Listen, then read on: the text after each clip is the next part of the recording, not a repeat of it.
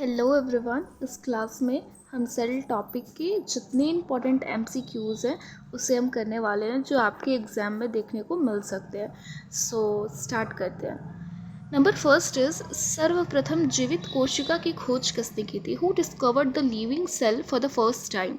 देखो क्वेश्चन में अगर मेंशन करी यहाँ पर लिविंग सेल, ठीक है, अगर यहाँ पर मेंशन कर रहा है लिविंग सेल के बारे में तो उसका आंसर होगा ल्यूवेनहुक, राइट। अगर नॉर्मल सेल बोल रहा है क्वेश्चन में फिर भी आप आंसर टिक करना ल्यूवेनहुक के बारे में, लेकिन अगर वहाँ पे क्वेश्चन मेंशन कर रहा है डेड सेल के बारे में तो यहाँ पर आपका रॉबर्ट हुक ऑप्शन सही होगा, ठीक है। चलिए बढ़ते हैं नेक्स्ट क्वेश्चन की तरफ। Next question is study of the cell is called, कोशिका के अध्ययन को क्या कहते हैं? तो हम सभी जानते हैं इसका आंसर क्या होगा, option number B which is cytology. Histology किसको बोलते हैं? टिश्यू जो हमारे उत्तक होते हैं उसके अध्ययन को हम लोग हिस्टोलॉजी बोलते हैं, और अगर सेल की बात करें तो साइटोलॉजी। चलिए बढ़ते हैं नेक्स्ट क्वेश्चन की तरफ। क्वेश्चन नंबर 3 बोल रहा है मानव शरीर की सबसे छोटी कोशिका कौन सी होती है? Which is the smallest cell in the human body.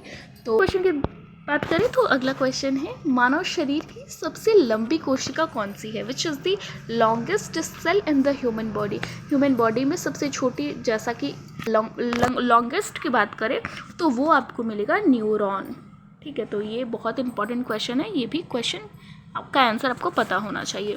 Question number 5 है who proposed the cell theory, कोशिका सिद्धांत किसने प्रतिपादन किया था?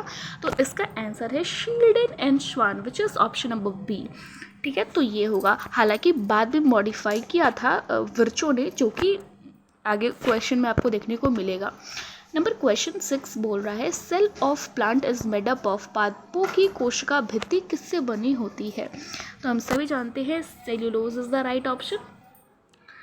क्वेश्चन नंबर 7 की तरफ बढ़ते हैं तो ये है the cell wall of fungi is made up of, ठीक है। कवक की कोशिका भित्ति किससे मिलकर बनती है? कवक की, याद रखना, कवक की कोशिका भित्ति मिलकर बनती है काइटिन से, जो बहुत हार्ड मटेरियल होता है। सेल्यूलोज अभी हमने बात की प्लांट्स की बनती है। प्रोटीन्स वगैरह ये ह्यूमन में थोड़ा बहुत, अगर ह्यूमन बोल रहे हैं एनिमल्स में अगर होगा तो थोड़ा बहुत मिलेगा। नेक्स्ट क्वेश्चन की तरफ बढ़ते हैं। क्वेश्चन नंबर 8 क्या बोल रहा है plasma membrane is composed of, plasma झिल्ली किसकी बनी हुई होती है? तो इसका ऑप्शन है option number C which is lipid and protein, दोनों से मिलकर हमारी प्लाज्मा झिल्ली बनी हुई होती है। क्वेश्चन नंबर 9 की बात करें तो cell wall is absent in which of the following, निम्नलिखित में से किसमें कोशिका भित्ति अनुपस्थित होती है? सेल वॉल की बात किया जा रहा है यहाँ पे, कोशिका भित्ति। तो हम सभी जानते हैं एनिमल्स में सेल वॉल जो होता है वो एब्सेंट होता है। प्लांट्स में सेल वॉल मिल जाएंगे, फंजाई में, ये तीनों ऑप्शन में मिल जाएंगे, लेकिन एनिमल्स में सेल वॉल आपको नहीं दिखाई देंगे।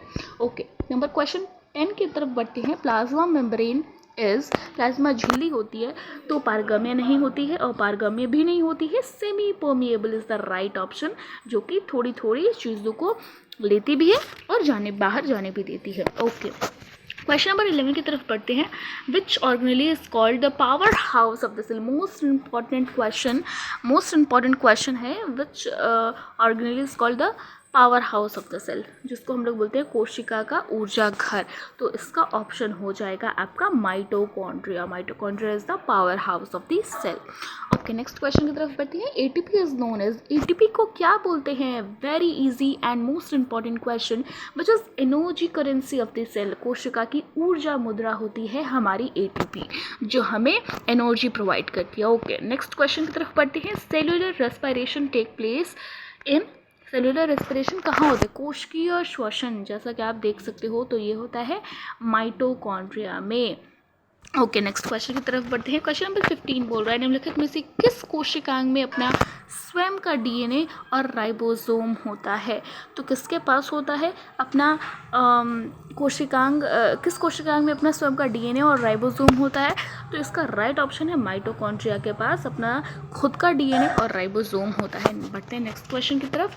क्वेश्चन नंबर 17 है which enzyme is found in high amount inside lysosome, lysosome के अंदर कौन सा एंजाइम प्रचुर मात्रा में पाया जाता है?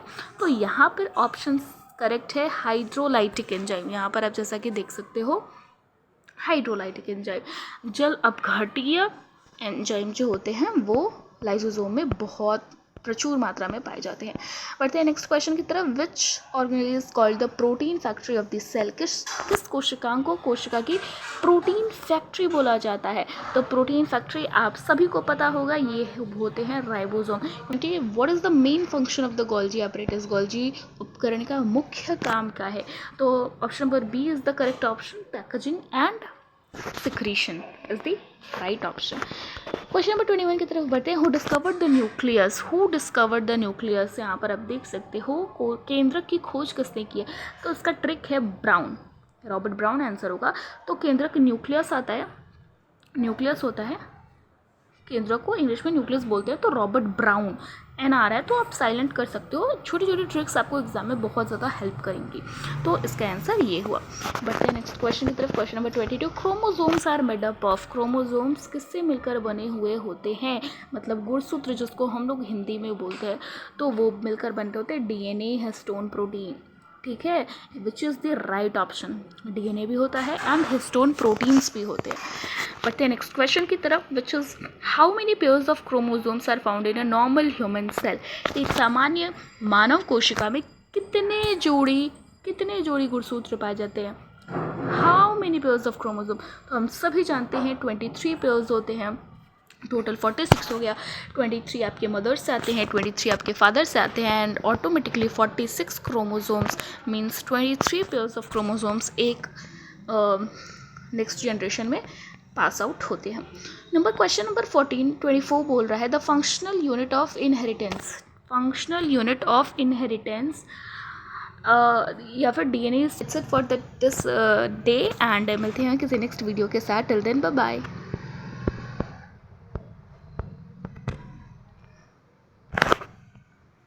आप कमेंट में बताना आपके कितने क्वेश्चन सही हो रहे हैं।